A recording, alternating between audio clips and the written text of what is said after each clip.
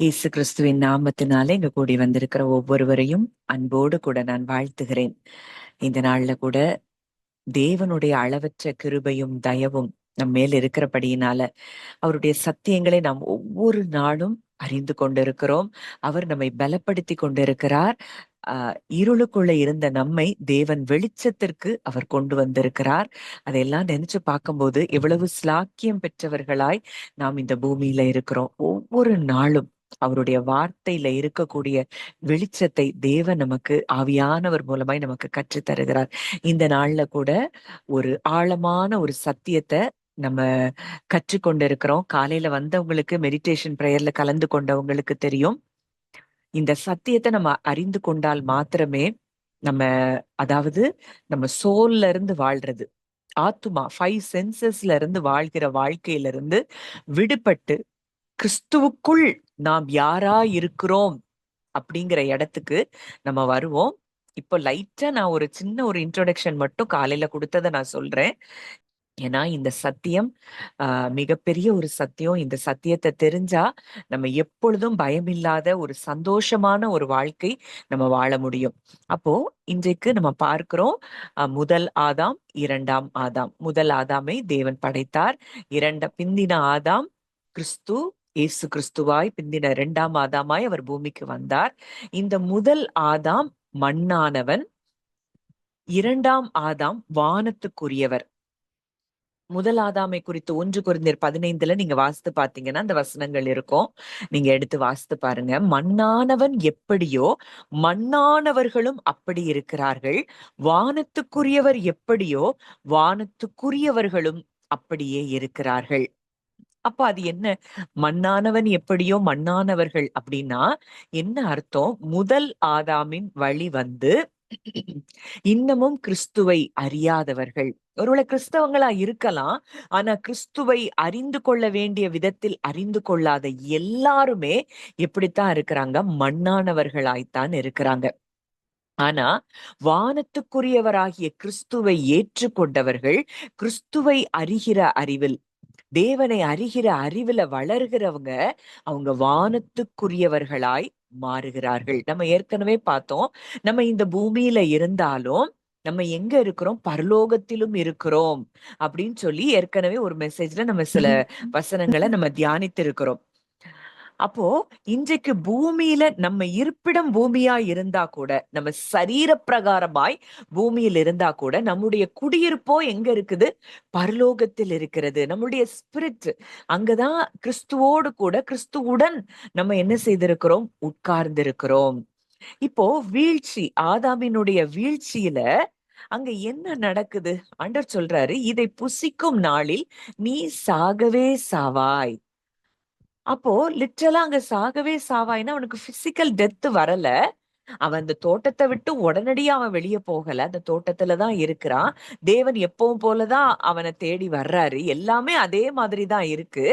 ஆனால் அவனுடைய இருதயம் ஒரு பாதாளத்துக்குள்ள போய் மாட்டிருச்சு. அவனுடைய கான்சியஸ்னஸ் ஒரு அகல பாதாளத்துக்குள்ள, இருளுக்குள்ள, மரணத்துக்குள்ள போய் மாட்டிருச்சு. இந்த மரணத்துக்குள்ள போய் அவனுடைய கான்சியஸ்னஸ் மாட்டுனதுனால அவனுக்குள்ள என்ன வருது? பயம் வருது, வெட்கம் வருது, ஒவ்வொன்னா உள்ள வருது. முதல்ல பயம், நான் நிர்வாணியா இருப்பதினால் பயந்து ஒளிந்து கொண்டிருக்கிறேன். அடுத்ததா வெட்கம், அடுத்ததா குற்றம் சாட்டுதல். அங்க ஆதாம் ஏவாள குற்றம் சாட்டுறான், ஏவாள் சர்ப்பத்தை குற்றம் சாட்டுகிறா.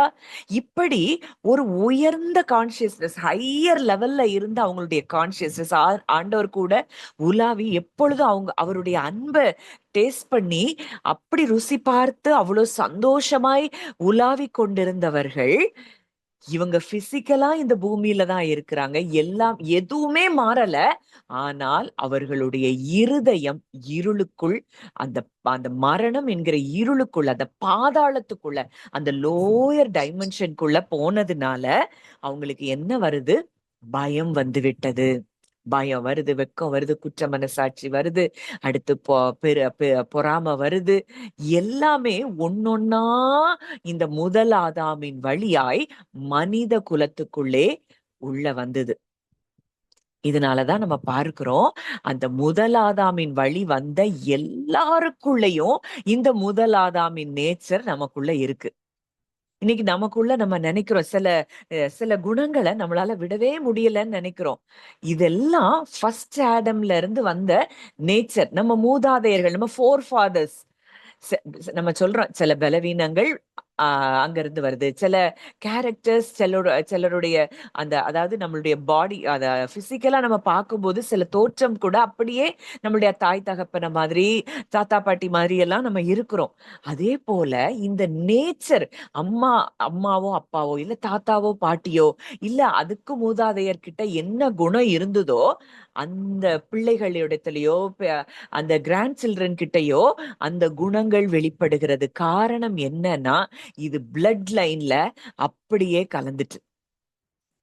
இதுல இருந்து மனிதனால வெளியே வரவே முடியல.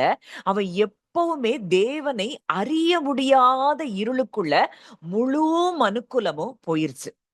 இப்ப தேவனை அறிய முடியாத இருளுக்குள்ள போன உடனே இருதயம் சின்ன சின்ன சின்ன விஷயங்களுக்கு கூட பயப்பட ஆரம்பிக்குது. இது எப்படி நடக்கும், அது எப்படி நடக்கும், அதாவது நம்ம சுய பலத்துலதான் நம்மை பாதுகாத்து கொள்ள வேண்டும் என்கிற ஒரு எண்ணங்களுக்குள்ள நம்ம மாட்டிக்கொண்டோம். முழு மனுக்குலமும் இந்த மனப்பான்மையில என்ன செஞ்சிருச்சு, மாட்டி கொண்டுருச்சு. இப்போ கிறிஸ்து, இரண்டாம் ஆதாமாகிய கிறிஸ்து ஏன் பூமிக்கு வருகிறார்? நம்ம சொல்றோம், பாவத்தை சுமக்க வருகிறார், சாபத்தை சுமக்க வந்தாரு, நோய்களை சுமக்க வந்தாரு, தரித்திரத்தை சுமக்க வந்தாரு. எல்லாமே கரெக்ட் தான். இப்போ இந்த முழு மனுக்குலமும் அந்த இருதயத்துல இருதயத்தின் அளவுல எங்க போய் மாட்டிக்கிட்டாங்க? பாதாளத்துக்குள்ள, லோயர் டைமென்ஷன்ல போய் மாட்டிட்டாங்க. தேவனை அறிய முடியாத ஒரு இருளுக்குள்ள போய் மாட்டிட்டாங்க. இயேசு கிறிஸ்து இந்த பூமிக்கு வந்த நோக்கம், அவர் அந்த இருளுக்குள் சென்று அந்த இருளுக்குள்ள இருந்து அவர் மரித்து உயிர்த்தெழுந்த அந்த கான்சியஸ்னஸ், அவரும் மாம்ச சாயலாய் மனிதனை போலதான் இந்த பூமிக்கு வந்தார். மனிதனுக்கு என்ன எண்ணங்கள் எல்லாமே அப்படி மனுஷ சாயலாகவே வந்து அவன் சார்பில் அவர் மரித்து உயிர்த்தெழுந்து இன்றைக்கு இருளுக்குள்ள இருக்கிற ஜனங்களை ஹையர் டைமென்ஷன், உயர்தலமான அந்த ஹையர் கான்சியஸ்னஸ்குள்ள இயேசு கிறிஸ்து கொண்டு வந்து சேர்த்திருக்கிறார். இப்போ இந்த கான்சியஸ்னஸ் எங்க இருக்கணும்? அதாவது நம்ம பார்க்கிறோம் எபேசியர் 2:7 கிறிஸ்து இயேசுவினால நம்ம எங்க உட்கார வைக்கப்பட்டிருக்கிறோம்? உன்னதங்களிலே அவருடைய வலது பாரிசத்திலே நாம் உட்கார்ந்து இருக்கிறோம்.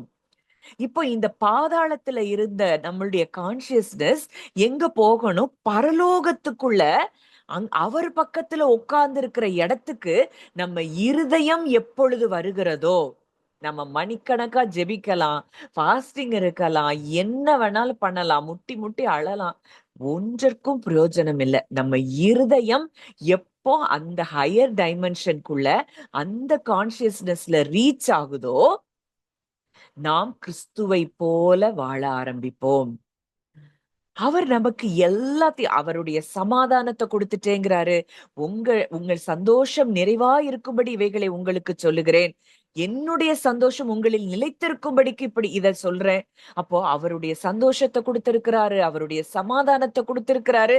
ஆனா நம்ம இருதயம் இன்னமும் இதை பற்றி கொள்ளவில்லை. இந்த இடத்துக்குள்ள நம்ம கான்சியஸ்னஸ் வராதபடியினால் நாம் மனிதர்களைப் போல நம்ம என்ன செய்றோம்? சிந்திக்கிறோம், வாழ்ந்து கொண்டிருக்கிறோம். இப்போ இந்த உயர்தலமான அந்த ஹையர் டைமென்ஷன்ல நம்மளுடைய கான்சியஸ்னஸ் இல்லாததுனால, இப்போ நான் சொல்லியிருக்கிறேன், நம்முடைய இருதயமும் அன்சீன் ரெல்ம், காணக்கூடாத உலகமும் இணைக்கப்பட்டிருக்குது.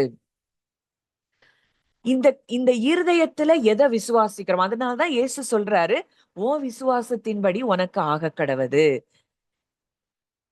நீ சமாதானத்தோட போ, உன் விசுவாசம் உன்னை ரட்சித்தது. அப்போ இந்த விசுவாசம் எங்க இருக்கு? இருதயத்துல இருக்கு. இந்த இருதயம் காணக்கூடாத உலகத்துல தொடர்போடு இருக்கு. இப்போ இந்த காணக்கூடாத உலகத்தோடு தொடர்புல இருக்கிற இந்த இருதயம் லோயர் டைமென்ஷன்ல மாட்டிட்டு இருந்ததுன்னா அது எப்பவும் என்ன இருக்கும்? அதுல பயம் இருக்கும், குற்ற மனசாட்சி இருக்கும், எப்பொழுதுமே ஒரு வெட்கம், யாருக்கிட்டயுமே நம்மளால ஒரு உண்மையா பழக முடியாது.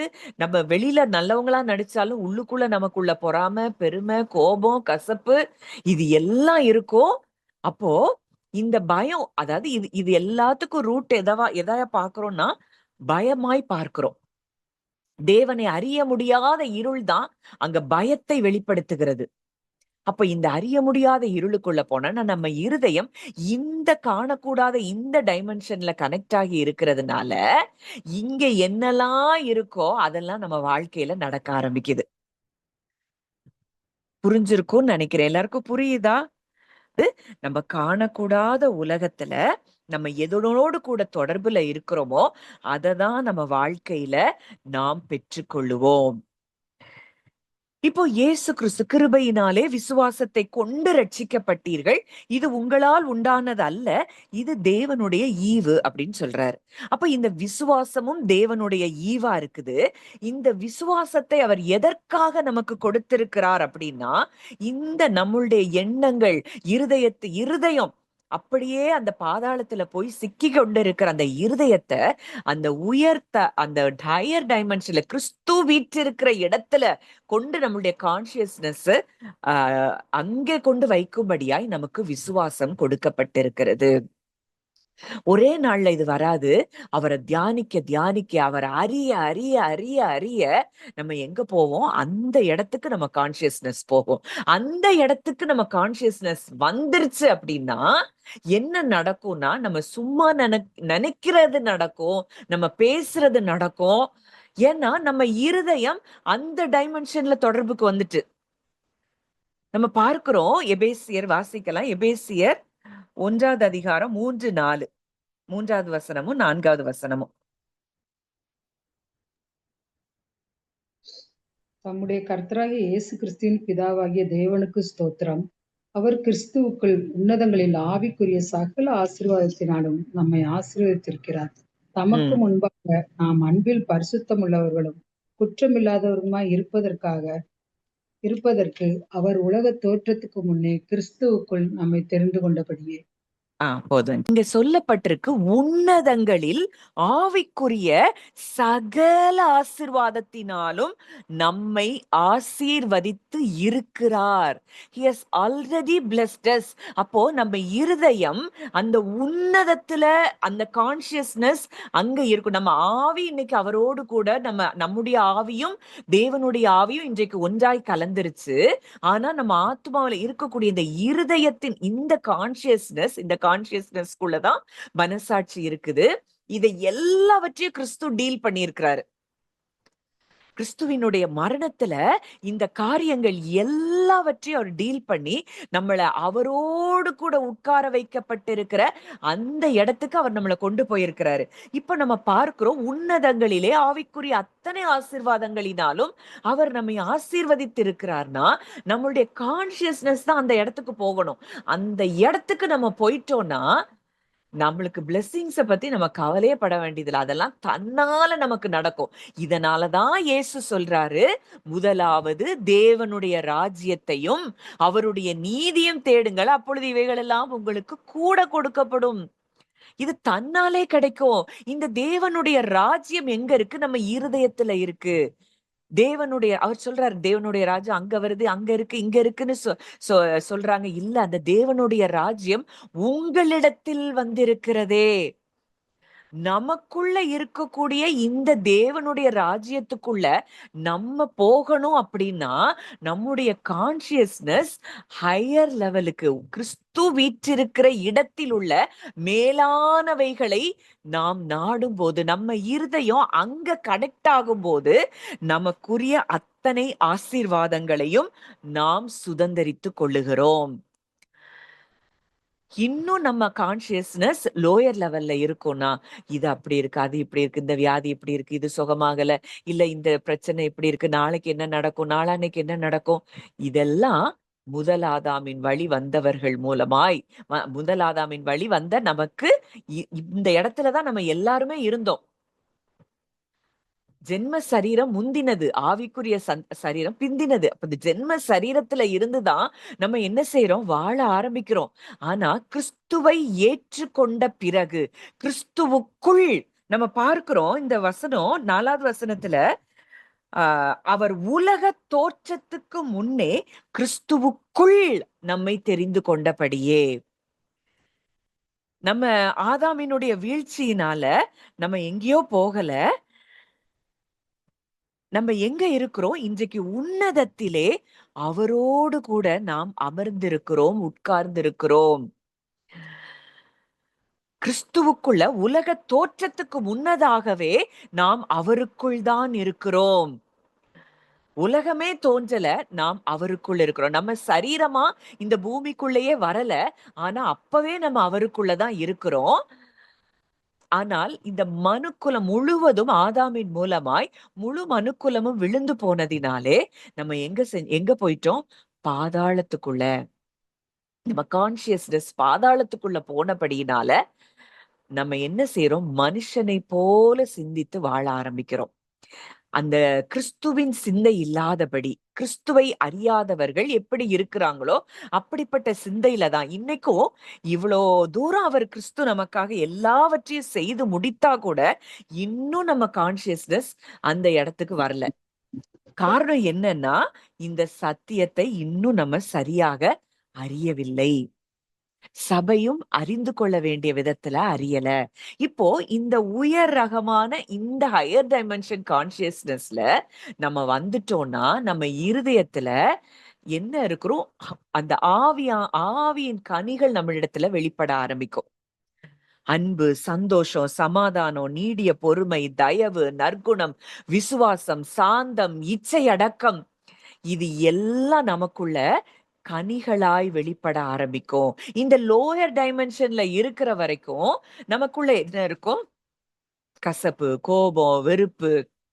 வாசிக்கலாம், யாக்கோபு 3வது அதிகாரம் 14, 15, 16. யாக்கோபு 3. உங்கள் இருதயத்திலே கசப்பான வைராக்கியத்தையும் விரோதத்தையும் வைத்தீர்களானால் நீங்கள் பெருமை பாராட்டாதிருங்கள். சத்தியத்திற்கு விரோதமாய் பொய் சொல்லாமலும் இருங்கள். இப்படிப்பட்ட ஞானம் பரத்திலிருந்து இறங்கி வருகிற ஞானமாயிராமல் லௌகீக சம்பந்தமானதும் ஜென்ம சுபாவத்துக்குரியதும் பேய்த்தனத்துக்கு அர்த்ததுமாய் இருக்கிறது. வைராக்கியமும் விரோதமும் எங்கே உண்டோ அங்கே கலகமும் சகல துர்ச்செயல்களும் உண்டு. அடுத்ததே வாசிக்கிறேன். பரத்திலிருந்து வருகிற ஞானமோ முதலாவது சுத்தமுள்ளதாயும் பின்பு சமாதானமும் சாந்தமும் இணக்கமுள்ளதாயும் இரக்கத்தாலும் நற்கனிகளாலும் நிறைந்ததாயும் பட்சபாதம் இல்லாததாயும் மாயமற்றதாயும் இருக்கிறது. நீதியாகிய கனியானது சமாதானத்தை நடப்பிக்கிறவர்களாலே சமாதானத்தினால் விதைக்கப்படுகிறது. இங்க தெளிவா சொல்லப்பட்டிருக்கு, உங்கள் இருதயத்திலே கசப்பான வைராக்கியம், விரோதம், இத வச்சிருந்தோம் அப்படின்னா இது எங்க இருந்து வருது, ஜென்ம சுபாவத்துக்குரியது, பேய்த்தனத்துக்கு அடுத்தது டிமானிக். இந்த டிமானிக் நேச்சரே எங்க இருக்குன்னா பாதாளத்துல. நம்ம மனது அங்க போய் மாட்டிக்கொண்டபடியினாலே நம்ம என்ன இருக்கு, கசப்பு, இருதய கசப்பான வைராக்கியம், விரோதம், இதெல்லாம் நம்மளுடைய கான்சியஸ்னஸ் இந்த பாதாளத்துல போய் மாட்டிக்கொண்டதுனால இதெல்லாம் இருக்கு. இதெல்லாம் பேய்த்தனத்துக்கு அடுத்ததா இருக்கிறது. வைராக்கியமும் விரோதமும் எங்கே உண்டோ அங்கே கலகமும் சகல துர்ச்செய்கைகளும் உண்டு. வைராக்கியம் விரோதம் இருக்குன்னா அந்த இடத்துல கலகம் இருக்கும், எல்லா துர்ச்செய்கைகளும் அங்க நடக்கும். அடுத்ததா பார்க்கிறோம், பரத்திலிருந்து இறங்கி வருகிற ஞானம். பரத்திலிருந்து வருகிற ஞானம் எப்படி இருக்கு, சுத்தமுள்ளதா இருக்கு, சமாதானமா இருக்கு, சாந்தமா இருக்கு, இணக்கம் உள்ளதா இருக்கு, இரக்கத்தாலும் நற்கனிகளாலும் நிறைந்ததாய் இருக்குது, பட்சபாதம் இல்லாததாய் மாயமற்றதாய் இருக்கிறது. நீதியாகிய கனியானது சமாதானத்தை நடப்பிக்கிறவர்களாலே சமாதானத்திலே விதைக்கப்படுகிறது. நம்ம பார்க்கிறோம், தேவனுடைய ராஜ்யம் புசிப்பும் குடிப்பும் அல்ல, அது நீதியும் சமாதானமும் பரிசுத்த ஆவியினால் உண்டாகும் சந்தோஷமுமா இருக்கிறது. இன்னைக்கு நம்ம கான்சியஸ்னஸ் அந்த இடத்துக்கு இருக்கும்னா, நம்ம ராஜ்யத்துக்குள்ள என்டர் ஆயிட்டோம், உள்ள போயிட்டோம்னா, நமக்கு உள்ள என்ன இருக்கு? அங்க நீதி, சமாதானம், பரிசுத்த ஆவியினால் உண்டாகும் சந்தோஷம். நம்ம இந்த கான்சியஸ்னஸ் கிறிஸ்து வீற்றிருக்கிற இடத்துக்குள்ள நான் வந்துட்டேன். இன்றைக்கு கிறிஸ்துவுக்குள்ள நான் இருக்கிறேன். எனக்குள்ள கிறிஸ்து இருக்கிறார். இன்றைக்கு எனக்கு அவருடைய நேச்சர் தான் எனக்குள்ள இருக்குதுங்கிறத நம்ம ஆழமாய் நம்ம உணர உணர உணர ஃபீல் பண்ணணும். இன்னைக்கு அதாவது கான்சியஸ்னஸ் அப்படின்னு சொன்னாலே என்னன்னா, நம்மளுடைய எமோஷன்ஸ் அண்ட் ஃபீலிங்ஸ் இது எங்க போய் மாட்டிருச்சு? லோயர் லெவல்ல மாட்டிருச்சு. இப்போ இந்த ஃபீலிங் எங்க வரணும்? ஹையர் டைமென்ஷனுக்கு வரணும். நான் எங்க இருக்கிறேன்? நான் யாருக்குள்ள இருக்கிறேன்? இந்த உலகத்தை படைத்தவருக்குள்ளே நான் இருக்கிறேன். சர்வ வல்லமை உள்ளவருக்குள்ள நான் இருக்கிறேன். இன்னைக்கு என்னுடைய ஜீவன் கிறிஸ்துவுடனே தேவனுக்குள் மறைக்கப்பட்டிருக்கிறது. அப்படிங்கிற இடத்துக்கு நம்ம இருதயம் அங்க வரும்போது, நம்ம இருதயத்துல பயம் முதலாவது மறைந்து போகும். எனக்காக சிலுவையில என்னுடைய பலவீனங்களை அவர் சுமந்துட்டாரு. நான் இனி சுமக்க தேவையில்லை. அப்படிங்கிறத நம்ம கான்சியஸ்னஸ் அந்த லெவலுக்கு வரும்போது நமக்கு பயம் இருக்காது. நம்ம அத நினைக்கும் போது நம்மளுக்கு என்ன வந்துரும்? சுகம் வந்துரும். இந்த இந்த ஆத்துமாவுல ஒரு விழிப்புணர்வு. இந்த விழிப்புணர்வை பெற்றுக்கொண்டாதான் நம்ம அந்த ஹையர் டைமென்ஷனுக்கே நம்ம வர முடியும். இல்லன்னா மனுஷன மாதிரி யோசிச்சு, மனுஷன மாதிரி சிந்திச்சு, மனுஷன மாதிரி பேசி, மனுஷன மாதிரியே வாழ்ந்து கொண்டிருப்பா. அவங்க அப்படி இருக்கிறாங்க, இவங்க இப்படி இருக்கிறாங்க, அவங்க செய்யறது தப்பு, அதனாலதான் நான் இப்படி செய்யறேன். இப்படின்னு மற்றவங்களை குற்றம் சாட்டி கொண்டு, சூழ்நிலைகளை குற்றம் சாட்டி கொண்டு இந்த இடத்துலதான் இருப்போம். இயேசு எங்கேயாவது யாரையாவது அவரு சூழ்நிலைகளை பார்த்து எதையாவது பார்த்து பயந்தாரா? பரிசேயர் சதுசேயர் அவங்க மாய்மாலம் பண்றாங்கிறத தான் நிறைய நேரம் அவர் கடிந்து கொள்ளுகிறார். ஜனத்தை பாரப்படுத்துறாரு. ஜனங்களை அவங்க என்ன செய்யறாங்க? பாரமானவற்றை ஜனங்கள் மேல அவங்க என்ன செய்யறாங்க? நியாயப்பிரமாணத்தை அதை சரியா அறியாம பாரமானவைகளை ஜனங்கள் மேல வைக்கிறாங்கன்னு சொல்லி பரிசேயர் அவர் கடிந்து கொள்ளுகிறார். பரிசேயர் சதுசேயர். ஆனா மற்ற எந்த இடத்துலயும் நம்ம பார்க்கும் பொழுது யாரையும் அவரு குற்றம் சாட்டுறது இல்லை. யாருக்கு விரோதமா அவர் முறுமுறுக்கவோ, கசப்போ, கோபமோ, வெறுப்போ எதுவுமே இல்ல. தன்னை காட்டி கொடுத்த யூதாச கூட சிநேகிதனேன்னு கூப்பிடுறாரு. இதுதான் ஹையர் டைமென்ஷன் கான்சியஸ்னஸ். அதனாலதான் அவர் சொல்றாரு, உங்கள் சத்துருக்களை சிநேகியுங்கள், உங்களை சபிக்கிறவர்களை ஆசீர்வதியுங்கள், உங்களை நிந்திக்கிறவர்களுக்காக, உங்களை துன்பப்படுத்துகிறவர்களுக்காக ஜெபம் பண்ணுங்கள். இப்படி செய்வதனால் பரலோகத்தில் இருக்கிற உங்கள் தேவனுக்கு புத்திரராய் இருக்கிறீர்கள். அப்போ நம்ம இருதயம் அந்த இடத்துக்கு எப்ப வருதோ அப்பதான் நாம் புத்திரர்களாய் மாறுகிறோம். இன்றைக்கு சர்வ சிருஷ்டியும் தேவ புத்திரர் வெளிப்பட வேண்டும் என்று பிரசவ வேதனைப்படுதான். ரோமர் 8 நீங்க வாசித்து பாருங்க. அப்போ இந்த இடத்துக்கு முற்றிலும் அன்பானவர்களாய், நான் இந்த பாதாளத்துக்குள்ள என்னுடைய கான்சியஸ்னஸ் சிக்கிட்டு இருந்தது உண்மைதான். ஆனா இன்றைக்கு கிறிஸ்துவுக்குள் நான் யாரா இருக்கிறேன் அப்படிங்கிறத நாம் உணர உணர உணர உணர அந்த ஹையர் டைமென்ஷனுக்குள்ள நம்ம கடந்து போகிறோம். இந்த இடத்துக்கு நம்ம வரும்போது நம்ம இருதயம் ஒரு பெரிய ஒரு சமாதானத்துக்குள்ள, சந்தோஷத்துக்குள்ள, அன்புக்குள்ள நாம் என்ன செய்கிறோம்? கடந்து வருகிறோம். அப்போ இந்த இடத்துல நம்ம இருக்கிறோமா? இந்த இடத்துல நம்ம கான்சியஸ்னஸ் இருக்குதா? இல்ல அப்படின்னா என்ன சின்ன சின்ன சின்ன விஷயத்துக்கு கூட நமக்கு பயம் வரும், சோர்வு வரும், கலக்கம் வரும். எல்லாத்த குறிச்சு பயந்துட்டு இருப்போம். ஏன்னா நம்மளுடைய இருதயம் காணக்கூடாத அந்த லோயர் டைமென்ஷன்ல போய் சிக்கி கொண்டிருக்கிறது. இப்போ இருள் நம்ம பார்க்கிறோம். இருளில் இருக்கிற ஜனங்கள் பெரிய வெளிச்சத்தை கண்டார்கள். அப்போ என்னது இருள்னா முதல்ல என்ன? அதை குறிச்சு இன்னைக்கு தியானிச்சுட்டு நம்ம ஜெபிக்கலாம். இருள் அப்படின்னா என்ன முதல்ல அப்படின்னு பார்க்கும்போது, தேவனுடைய பிரசன்னத்தை உணர முடியாத பகுதிகள் எல்லாம் இருளா இருக்கிறது. இன்னைக்கு நமக்கு ஒரு பயம் வருது. நம்ம இருதயத்துல ஒரு பயம் இருக்குன்னா அந்த இடத்துல நம்ம தேவ பிரசன்னத்தினால நம்ம நிரம்பல. தேவனை அறிகிற விதத்தில நம்ம அறியாத இடம்தான் அங்கே இருளா இருக்கிறது. அந்த இடத்துல இருள் ஆளுகை செய்ய தொடங்குகிறது. நம்ம பார்க்கிறோம், தேவன் ஒளியா இருக்கிறார், அவரில் எவ்வளவேனும் இருள் இல்லை. அவர்கிட்ட கொஞ்சம் கூட இருள் கிடையாது. இருள் இல்லைன்னா அங்க என்ன இருக்காது? பயம் இருக்காது. இருள் இல்லைன்னா அங்க வெட்கம் இருக்காது. இருள் இல்லைன்னா அங்க குற்ற மனசாட்சி இருக்காது. இருள் இல்லைன்னா அங்க சமாதானம் இருக்கும். இருள் இல்லைன்னா அங்க சந்தோஷம் இருக்கும். அதனாலதான் தேவனுடைய ராஜ்யத்துக்குள்ள நம்ம வந்துட்டோம் அப்படின்னா அங்க நீதி, சமாதானம், பரிசுத்தாவியினால் உண்டாகும் சந்தோஷம். நம்ம அந்த ராஜ்யத்துக்குள்ள, அந்த ஹையர் கான்சியஸ்னஸ் கிங்டம் ஆஃப் காடுக்குள்ள நம்ம என்ட்ரி ஆயிட்டோம் அப்படின்னா நம்ம அந்த உயரமான ஸ்தலங்களுக்குள்ள நம்ம போயிட்டோம்னா நம்ம நம்ம நம்முடைய எண்ணங்கள் மாறும். நம்ம கிறிஸ்துவை போல நம்ம சிந்திக்க ஆரம்பிப்போம். முற்றிலுமாய் நாமே வெளிச்சமாய் மாறுவோம். இயேசு சொல்றாரு, நீங்கள் உலகத்துக்கு வெளிச்சமாய் இருக்கிறீர்கள். இந்த வெளிச்சம் என்ன? இதுதான் அந்த அந்த உயர்தலமான அந்த அவர் வீற்றிருக்கிற இடத்துல உள்ள மேலானவைகளை நாம் நாட நாட நாட நாட நம்ம என்ன செய்யறோம்? வெளிச்சமாய் மாற ஆரம்பிக்கிறோம்.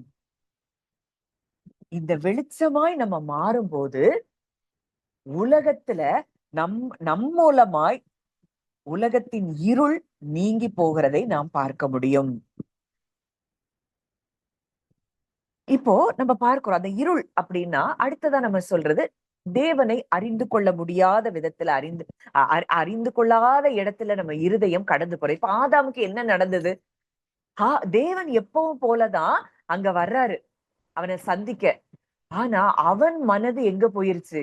பாதாளத்துல போய் மாட்டினதுனால வாசிக்கலாம். கொலோசையர் 1வது அதிகாரம் 21வது வசனம்.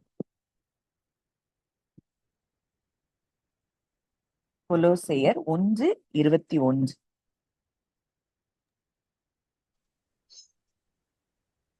முன்னே அந்நியராயும் துர்க்கிரியையினாலே மனதிலே சத்துருக்களாய் இருந்த உங்களையும் பரிசுத்தராகவும் குற்றமற்றவர்களாகவும் கண்டிக்கப்படாதவர்களாகவும் தமக்கு முன் நிறுத்தும்படியாக அவருடைய மாம்ச சரீரத்தில் அடைந்த மரணத்தினாலே இப்பொழுது ஒப்புரவாக்கினார். முன்னே அந்நியராயும் துர்க்கிரியைகளினால் மனதிலே சத்துருக்களாயும் இருந்த உங்களை. அப்போ இந்த பாதாளத்துல, இந்த லோயர் டைமென்ஷன்ல நம்ம இருதயம் மாட்டிக்கொண்டு தேவனுக்கு நம்ம மனதுல எப்படி இருந்தோமா? சத்ருவா இருந்தோம். தேவனை அறிந்து கொள்ள வேண்டிய விதத்துல அறியாம இந்த தேவன் ஏன் இப்படி செய்யறாரு? தேவன் என்னை கைவிட்டுட்டாரு. அந்த ஆதாம் அந்த இடத்துக்கு தான் போனான். அந்த இடத்தின் இருளுக்குள்ளதான் கிறிஸ்து இறங்கி வர்றாரு. என் தேவனே, என் தேவனே, ஏன் என்னை கைவிட்டீர்னு ஏன் அந்த இருளுக்குள்ள கடந்து போறார்னா, அவர் 2ஆம் ஆதாமாய் முதல் ஆதாம் கடந்து போன இடத்துக்குள்ள அவர் அந்த இருளுக்குள்ள கடந்து போய் அங்கே இருந்து பிதாவின் அன்பை கண்டுபிடித்து அவர் என்ன செய்யறாரு? தேவனாய் அவர் பார்த்து அவர் அந்த அதாவது ஆதாம் அங்க அந்த எங்கேயோ தூரமா இருக்கிறதா தேவனை பார்க்க ஆரம்பிச்சுட்டான். அது வரைக்கும் அவர் கூட தோட்டத்துல உலாவி கொண்டிருந்தவன் தேவனை தூரமாய் பார்க்க ஆரம்பிச்சுட்டான். அந்த இடத்துக்கு அவரை அறிய முடியும். அவர் என்னை கைவிட்டுட்டாரு, அவர் என்னை விட்டுட்டாரு. அதனாலதான் அவன் பயந்து ஒளிந்து கொள்றான். அந்த இடத்துக்கு முழு மனுக்குலத்தின் அந்த பாவமும் இயேசு கிறிஸ்துவின் மேல வந்ததுனாலதான் அவர் ஒரு இடத்துக்கு போறாரு. பிதா தன்னை கைவிட்டதை போல அவர் உணர்கிற ஒரு இடத்திற்கு அவர் கடந்து போகிறார். நம்ம போன இடத்துக்கு அவர் சென்று அங்க இருந்து பிதாவினிடத்துல பிதாவினுடைய அன்பை கண்டுபிடித்து பிதாவினிடத்துல தன்னுடைய ஆவியை ஒப்பு கொடுத்து இந்த முழு மனுக்குலத்தையும் மரித்து அவர் உயிரோடு எழுந்து உன்னதத்துல முழு மனுக்குலத்தை யாரெல்லாம் அவரை விசுவாசிச்சாங்களோ அத்தனை பேரையும் அவர் என்ன செஞ்சுட்டாரு? அங்க கொண்டு போய் வச்சுட்டாரு. நம்மளுடைய இருதயம் லோயர் லெவல்ல இருந்த அந்த கான்சியஸ்னஸ் இப்போ ஹையர் லெவலுக்கு கொண்டு வச்சுட்டாரு. ஆனா இன்னும் நம்ம இருதயம் அந்த இடத்துக்கு போகாததுக்கு காரணம் நாம் மனதிலே இன்னும் மறுரூபமாகவில்லை.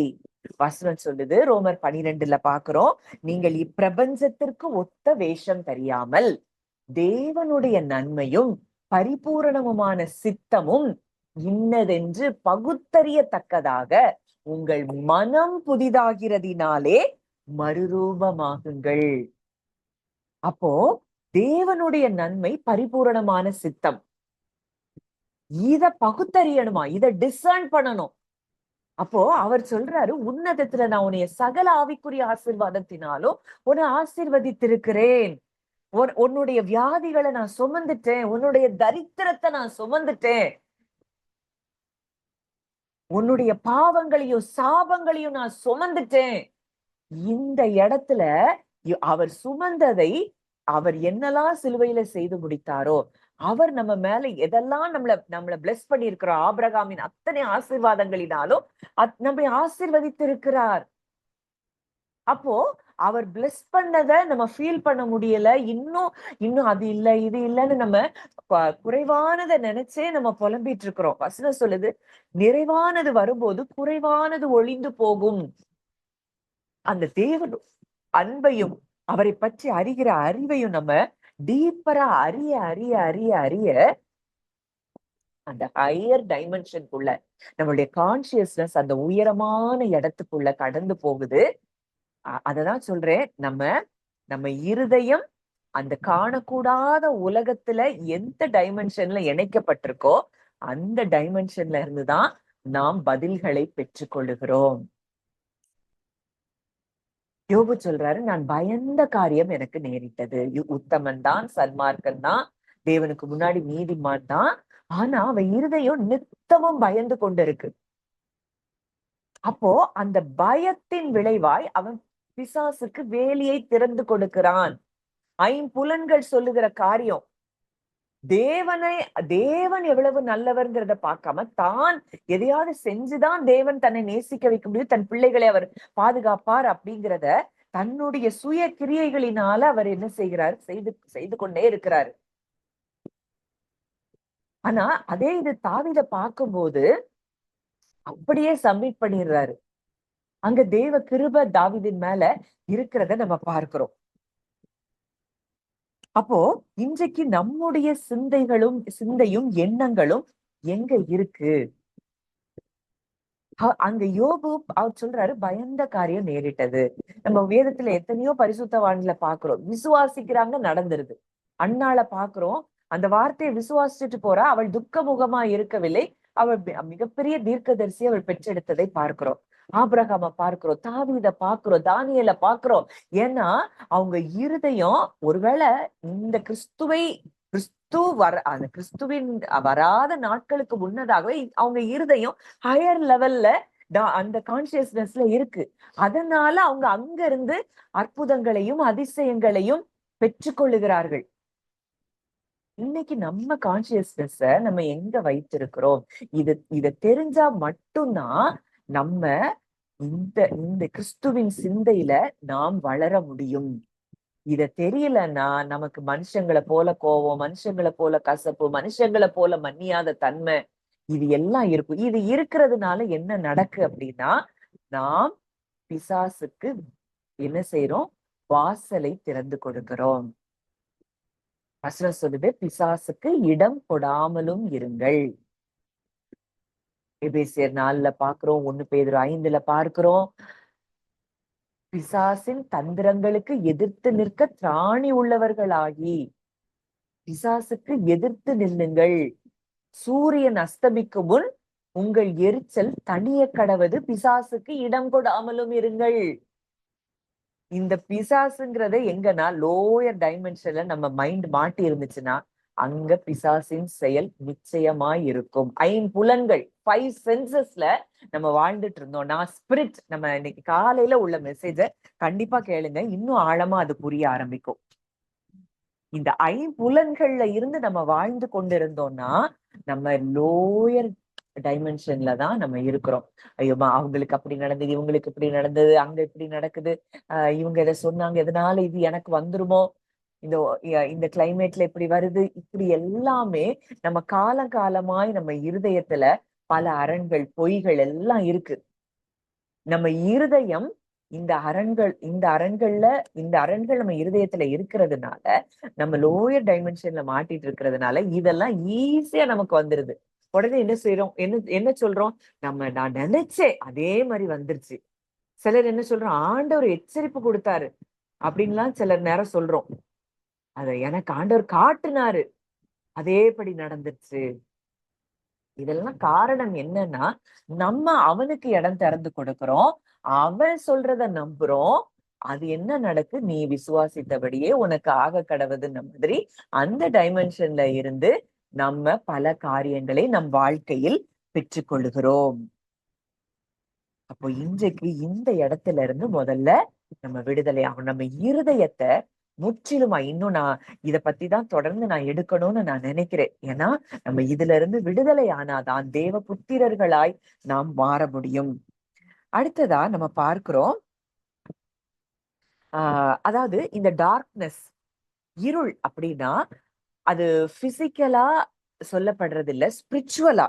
நான் மரண இருளின் பள்ளத்தாக்கிலே நடந்தாலும் பொல்லாப்புக்கு பயப்படேன் அப்படின்னு சொல்லும் போது அது என்னன்னா, அது ஒரு பயத்தை குறிக்குது. ஒரு ஆத்துமாவில மிகுதியான ஒரு பாரம். இந்த பயமும் பாரமும் இருளை குறிக்கிறதா இருக்கிறது. தேவனை அறிய முடியாதது ஒரு இருள். இந்த தேவனை அறிய முடியாததுனால பயம், இருதயத்துல பாரம், கவலை, இது எல்லாமே என்னவா இருக்கு, இருளா இருக்கிறது. இந்த இருளுக்குள்ளதான் நம்ம எல்லாருமே இருந்தோம். அடுத்ததா பார்க்கிறோம், வாசிக்கலாம் ஒரு வசனம். அப்போஸ்தலர் 26:18. அப்போஸ்தலர் 26:18.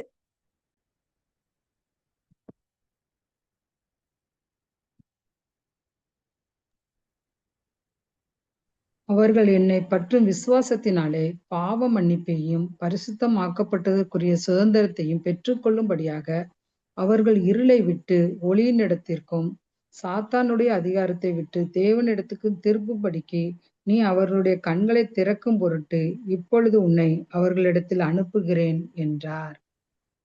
நல்ல அந்த வசனத்தை கவனிச்சு பார்த்தீங்கன்னா தெரியும். இருளை விட்டு ஒளியின் இடத்திற்கும், சாத்தானுடைய அதிகாரத்தை விட்டு தேவனிடத்திற்கும். இருள் அப்படின்னா அங்க யாருடைய அதிகாரம் இருக்கு, சாத்தானுடைய அதிகாரம். ஒளி அப்படின்னா கிங்டம் ஆஃப் காட், தேவனுடைய ராஜ்யம்.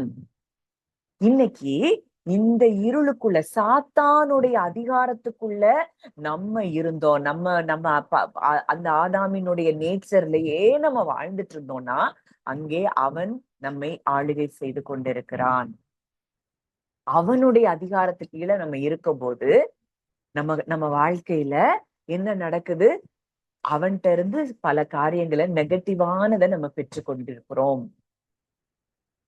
அப்போ இந்த இடத்துல இருந்து டோட்டலா நம்மள ஃப்ரீ ஆக்கி வெளிச்சத்துக்குள்ள, தேவனுடைய ராஜ்யத்துக்குள்ள, அன்பின் குமாரனுடைய ராஜ்யத்துக்குள்ள நம்மை கொண்டு வந்திருக்கிறார். கொலோசியர் 1:13 பார்க்கிறோம், இருளின் அதிகாரத்தினின்று நம்மை விடுதலையாக்கி.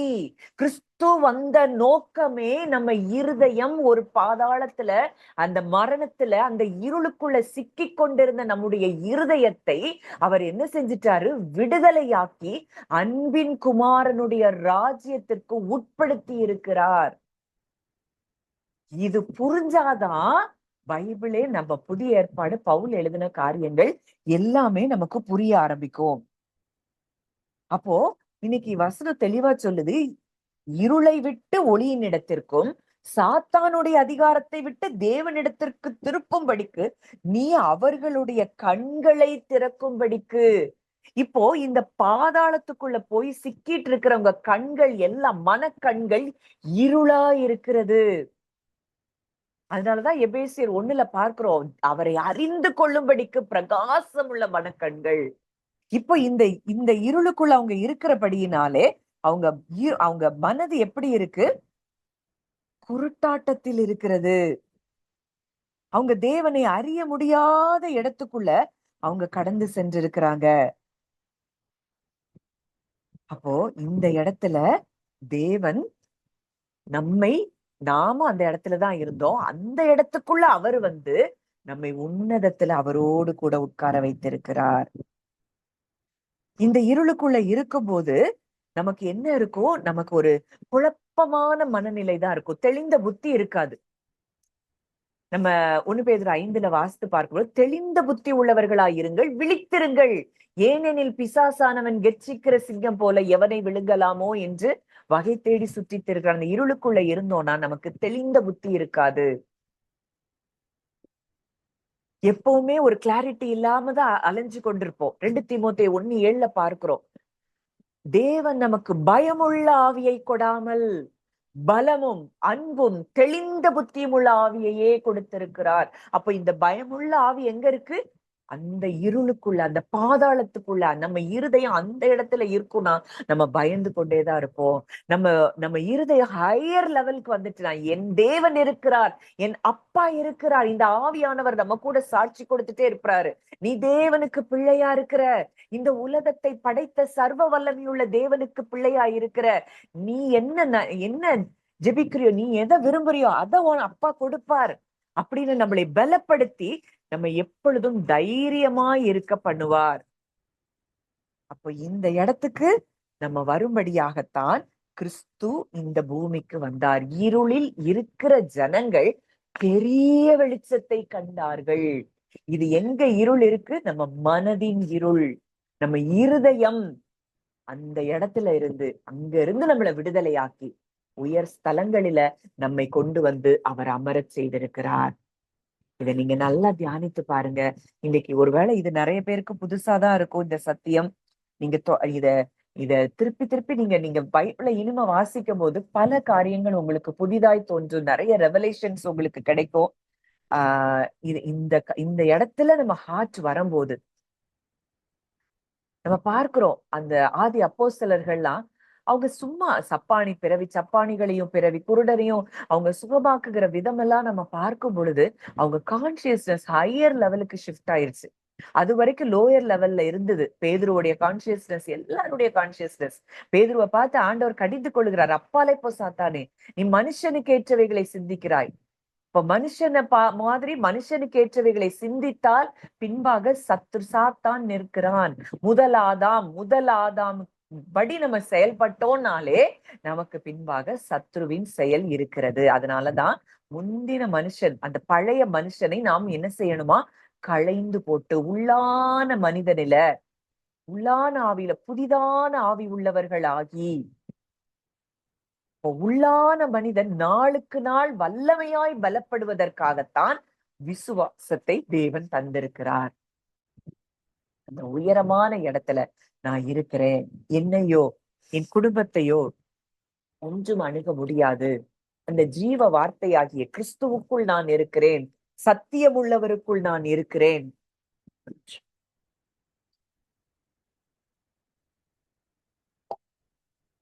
அப்படின்னு சொல்லி அந்த இடத்துக்குள்ள நம்ம கான்சியஸ்னஸ் வரும்போது முற்றிலும் வேறு மனிதர்களாய் நாம் மாற ஆரம்பிப்போம். கிறிஸ்துவின் சுபாவம் நம்மிலிருந்து வெளிப்பட ஆரம்பிக்கும். பரிசுத்தாவியானவரோடு கூட அந்த உறவுல நம்ம அதிகமாய் பலப்பட ஆரம்பிப்போம். மற்றவங்களை பார்க்கும்போது கிறிஸ்து மற்றவர்களை எப்படி பார்க்கிறாரோ அந்த விதத்துல நாம் மற்றவங்களை பார்க்க ஆரம்பிப்போம்.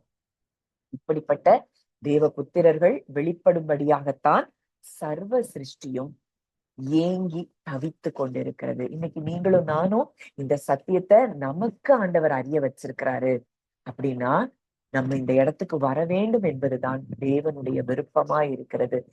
நீங்க யோசித்து பாருங்க, இனி உங்களுக்கு புரியும். நீங்க உங்களுக்கு ஒரு தாட் வரும்போதே இந்த தாட் ஹையர் டைமென்ஷன்ல இருக்கா, லோயர்ல இருந்து வருதா, பரத்திலிருந்து இறங்கி வருகிற ஞானமா, இல்ல பேய்த்தனத்துக்கு அடுத்த ஞானமா?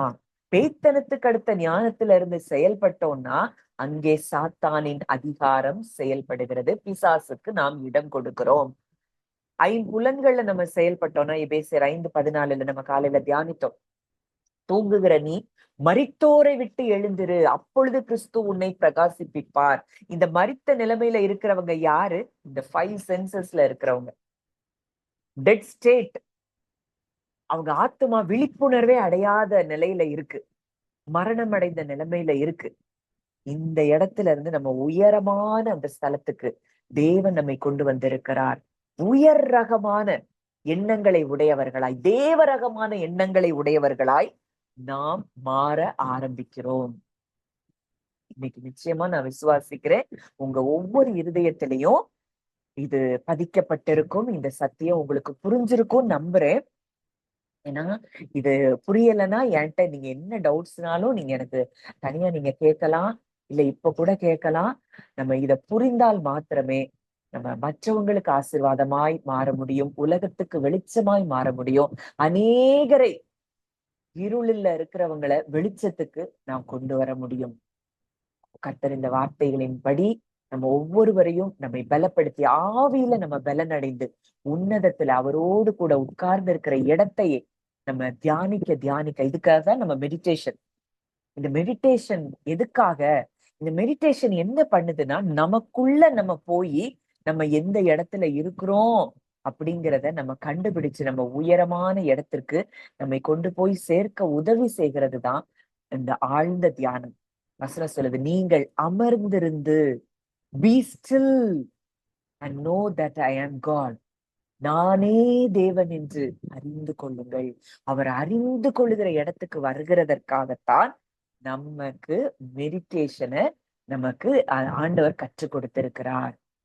அந்த மெடிடேஷனை குறித்தும் இனி வர்ற நாட்கள்ல நம்ம தியானிப்போம். ஆனா அதுக்கு முன்னாடி இந்த சத்தியத்தை நம்ம இன்னும் ஆழமா போகணும். ஒவ்வொரு நாளும் இனி காலையிலயும் சரி, நம்ம பிரேயர் செஷன்ல இதை குறித்து ஆழமா நம்ம தியானிப்போம்.